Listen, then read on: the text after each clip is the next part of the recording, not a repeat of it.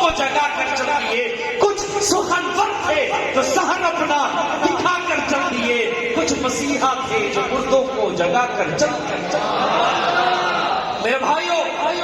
آج ہم اس جگہ پر جمع ہیں۔ اور دوسری بات، میرے شیخ، میرے محسن، میرے مرشد، پیر طریقت،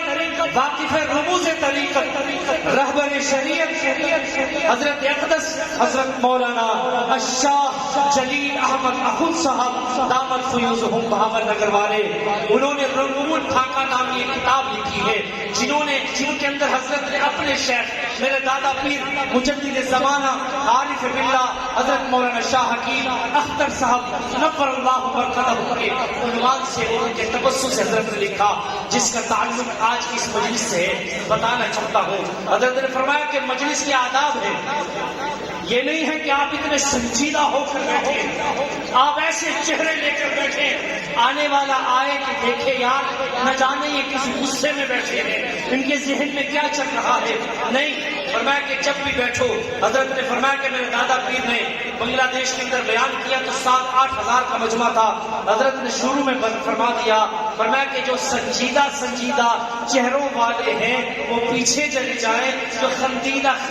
چہروں والے ہیں وہ آگے آ جائیں۔ تو اس مجلس میں آپ نے سنجیدہ چہرے لے کر نہیں بیٹھنا، اللہ کی حمد و ثنا ہے، محبوب مکرم کا حسن و جمال ہے، محبوب کی توصیف ہو رہی ہے، محبوب کی تعریف ہو رہی ہے، آپ نے خندیدہ چہروں سے بیٹھنا ہے، مسکراتے چہروں سے آپ نے اپنے شاعر کا، اپنے ثناخوان کا، اپنے خطیب کا، اپنے ادیب کا، اپنے مہمان کا آپ نے مسکراتے چہروں سے استقبال کرنا ہے، کیونکہ آپ کے مسکرانے کی برکت سے کہنے والے کا ذہن اور دل کھل جاتا ہے، ہاں وہ سمجھ جاتا ہے میرے الفاظ اس کے ذہن اور دل کے دروازوں پہ دستک دے رہے ہیں، تبھی تو اس کے خوبصورت ہونٹوں کے مسکراہٹ سے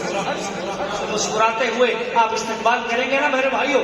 کیونکہ ذکر حسن و جمال اس محمد کریم کا ہے۔ دیکھیے پیدائش میری بھی ہے، پیدائش آپ کی بھی ہے، میں اور آپ پیدا ہو ہماری ماؤں کو درد ذہ ہوتا ہے، میرا محبوب پیدا ہو کوئی درد ذہ نہ ہوا، میں اور آپ پیدا ہو ہمیں دائی کی ضرورت پڑتی ہے، میرا محبوب پیدا ہوا دائی کی ضرورت نہ پڑی، میں اور آپ پیدا ہو گھر میں بدبو آئے، میرا محبوب پیدا ہو گھر میں خوشبو آئے، میں اور آپ پیدا ہو گھر میں شور شرابہ ہو، میرا محبوب پیدا ہو جو پوری کائنات میں سناٹا طاری ہو جائے، میں اور آپ پیدا ہو لوگ پٹاخے بجائے، میرا محبوب پیدا ہو کیسروں کسرا کے کینکرے کے جائے، میں اور آپ پیدا ہو ہمیں خطرے کی ضرورت پڑتی ہے، میرا محبوب پیدا ہو آپ کو خطرے کی حاجت نہیں ہے، میں اور آپ پیدا ہو نام ماں باپ رکھتے ہیں، میرا محبوب پیدا ہو نام عرش کا خدا رکھتا ہے، میں اور آپ اگر کسی کے سامنے پانی کے برتن میں ہاتھ ڈال دیں وہ پانی کے برتن کو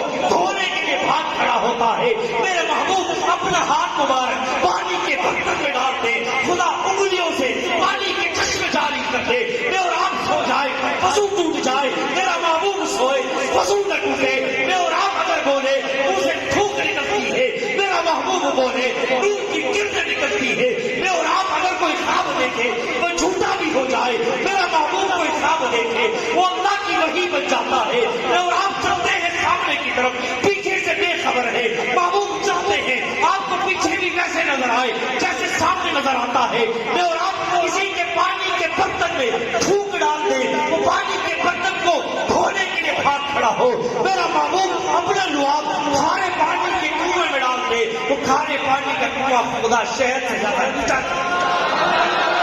میں اور آپ اگر میرا محبوب انگلی کا اشارہ کرے خدا چوچات میں کوئی ٹکڑے کر دے، میرا محبوب ہاتھ رکھتا ہے چیز حلال ہوتی ہے، محبوب نہ کرتا ہے چیز حرام ہوتی ہے، مجھے اور آپ کا پسینہ آ جائے لوگ پکوڑے سے نفرت کرتے ہیں، میرا محبوب کو پسینہ آ جائے لوگ شیشوں میں بھر کر خوشبو کی جگہ پر استعمال کرتے ہیں، مجھے اور آپ میرا محبوب آسمان کی طرف نگاہیں اٹھا دے خدا آسمان کو بلندی عطا کر دے، محبوب نگاہیں جھکا دے خدا زمین کو وسعتیں عطا کر دے، میرے محبوب کو پسینہ آ جائے گل گلشن بہرنے لگتے ہیں. محبوب کو اگر مسکرا پڑے خدا گلشن کو بہاریں عطا کر دیتا ہے, جنت کو بہاریں مل جاتی ہے. آج کا موضوع ہے محفل حمداللہ. اپنے رب کے لیے مصطفیٰ چاہیے, نعت خیر البشر کو خدا چاہیے. نعمتیں دونوں عالم لے کر مجھے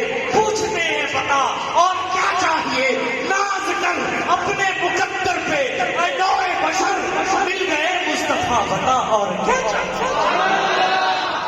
لوگ جتنے بھی ہمارے اکابر علماء خطباء کیوں نہ ہو, واعظان قوم کیوں نہ ہو, بڑے سے بڑا مدبر محقق مفکر کیوں نہ ہو, عظمت صحابہ کے نعرے لگاتے ہیں. لوگ کہتے ہیں یار صحابہ کی مدح سے ہوتا کیا ہے. یاد رکھیے گا صحابہ کرام رضوان اللہ تعالی عنہم اجمعین کا سب سے بڑا ترہ امتیاز یہ ہے, سب سے بڑی سعادت یہ ہے, سب سے بڑی عظمت یہ ہے کہ انہوں نے آقا انعامدار مولائے کل دانائے سبل ختم الرسل امام الانبیاء رئیس الانبیاء محمد مصطفیٰ احمد مجتبیٰ صلی اللہ علیہ وآلہ وسلم کی صحبت اٹھائی ہے. وہ صحبت میں بیٹھے ہیں, صحابی بنا ہے. وہ صحابی کے مقام کو کوئی پہنچ نہیں سکتا. اسی لیے ہمارے علماء اپنی گردنوں کو کٹوا گئے, اپنے بچوں کو یتیم کروا دیا, بیویوں کو بیوہ کروا گئے, سرے دار بھی کہہ گئے, سرے ممبر بھی کہہ گئے. ایسے دین ساری دنیا کہتی ہے یہ تیرا جدائی ہے, تیرا اب ہوش میں آ جانا تیری رسوائی.